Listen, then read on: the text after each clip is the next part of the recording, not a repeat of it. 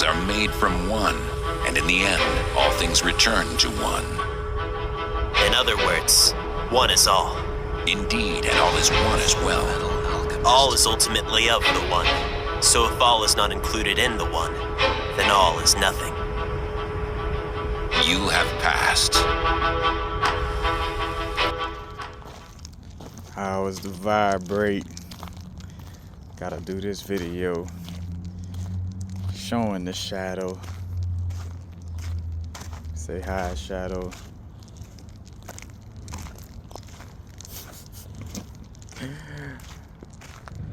Shadows only exist due to the third dimension of height.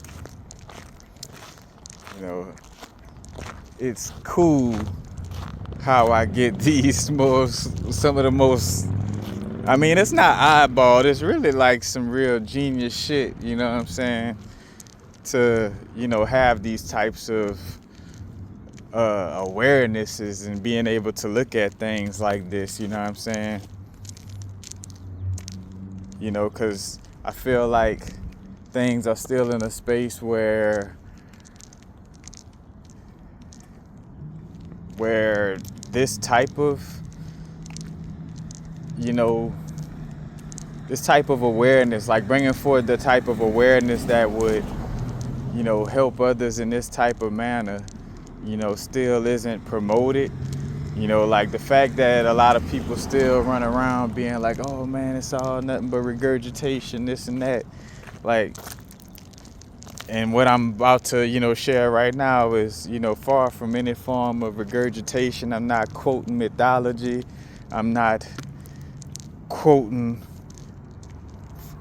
science theories or, you know what I'm saying, none of that. Just simply like expressing something that allows for you to kind of peep out, you know, certain answers. Now keep in mind that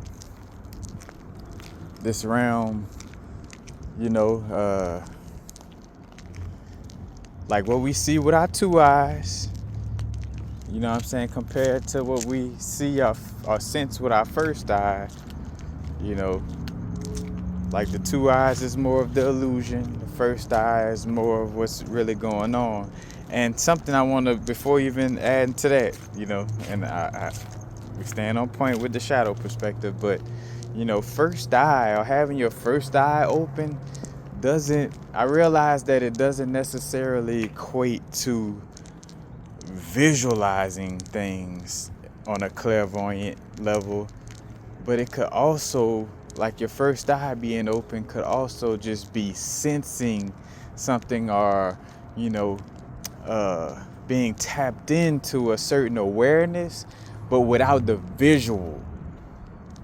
I feel like because the word eye is connected to, you know, quote unquote, the third eye, or as I like to say, the first eye, you know, because it's eye, the first thing we think is like visual, like, you know, all right, if I'm not visually seeing things, you know, with my first eye all the time, then it must be closed. And that's not the case. And for me, I had the aha moment when I realized that, you know, the notion that, and I didn't say the notion, but like I picked up on the fact that, you know, the sun, you know, is more like a hole that allows for light to kind of flood through it into this realm, like a projector, you know. But as I picked up on that awareness, I didn't actually see it, you know what I'm saying? Like I didn't actually see it with my first eye, you know what I'm saying? It wasn't necessarily a visualization that, you know, allowed for me to have that, you know, quote unquote realization, you feel me? Like it was more so of like clear cognizance and just a sense, you know, like just sitting down and it just kind of, you know, coming into my awareness or being activated from within, I would like to say, you know what I'm saying? Like the awareness was, you know, activated on a clear cognizant type of level, you feel me? And so your first eye doesn't necessarily mean visualizing something, but it could also just mean like sensing something. You feel me? You know, because after having that, you know, sharing that, you know, in videos, you know, about it being like that,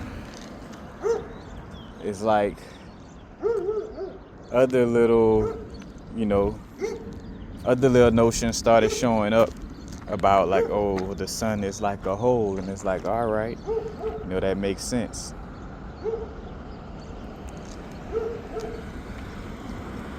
Now on another level, again, back to the shadow aspect. You know, the shadow aspect is created. Matter of fact, you know, when you look at a 2D sheet of paper that's only like length and width, you know, a 2D sheet of paper laying on the ground, it don't matter what angle the light shining from, you know what I'm saying, it's not gonna have a shadow. You feel me? Like, it's not gonna have a shadow no matter what. You know, compared to, you know, something with height, you know, and you realize like, all right, the shadow was created when height was created. Again, the quote unquote third dimension, quite literally the first being, whether you want to say length or width, but first length, second width, third height.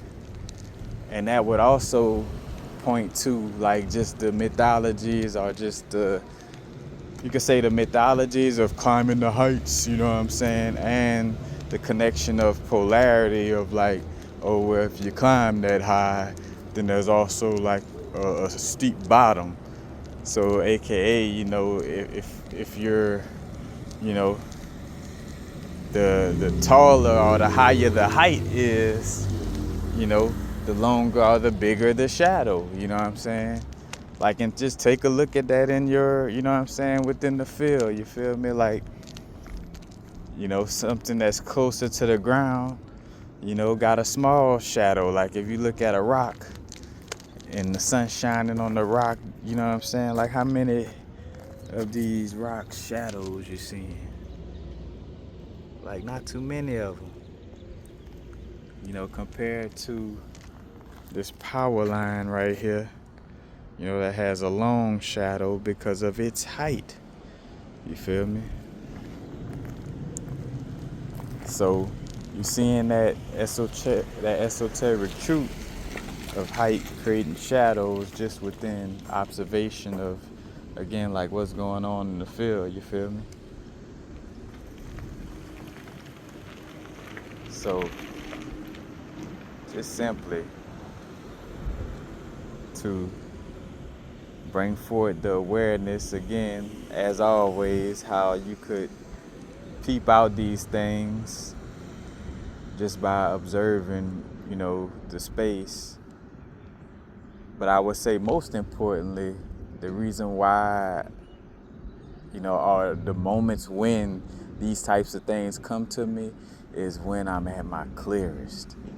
You feel me? Like after I done exercise and meditate, especially exercising, I realize like after I done exercise and move my body a little bit, then I have like these types of, you know what I'm saying, realizations kind of show up, you know, again on a clear cognizant level, and connecting back to what I was saying about the first eye. First eye is not necessarily just visualization, but it could also be, you know, just the awareness without actually visualizing something. Like you could just sense and feel, you know what I'm saying, that there might be some type of entity attached to somebody, or there might be some type of, you know, ugly parasite energy, you know, trying to get within your field, you know what I'm saying? But whatever the case may be, you know, it could be a sense Hence why, again, like a sixth sense, and not necessarily having to do with sight. It does in certain ways, you know what I'm saying? So it's not to say that it's not about sight, but I'm also seeing that, you know, having your first eye open and having a certain level of clairvoyant awareness, again, like, and I use the example of, like, again, knowing what the sun is, because I've heard, the notion of, like, people like looking at certain things with their first eye. Like, oh, I looked at this with my first eye and this is what I saw. Well, I looked at the sun, and I ain't necessarily felt like it was a first eye experience. But, I just kind of had the clear cognizant upload of, like, all right, this is connected to, it being like a hole in a projector and a bunch of light flowing through, you feel me? I use the analogy also, like if you was in a closet and somebody turned on the light outside of the closet, and that little stream of light that would blast through the keyhole. Like, imagine, like, the sun being the keyhole in essence, and a lot of light projecting from outside inward.